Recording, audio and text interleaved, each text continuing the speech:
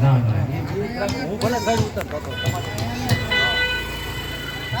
હે ભવાઈ માંડી ભક્તિ થકી અને માતાજી ઉમિયાન થકી ભાઈ પ્રથમ ના મેળા મેળવે પ્રથમ ની આપે દાન એકતર પરિયા વગરે ઈ તો ગંગાજી માં સ્નાન મેળા ને કોણ બધું મોટા માથે ગીત ગવાતા જાય માતાજી નો ઠપકો થાતો જાય આવી ગયા ભાઈ ગણપતિ ના હવે આવી ગયા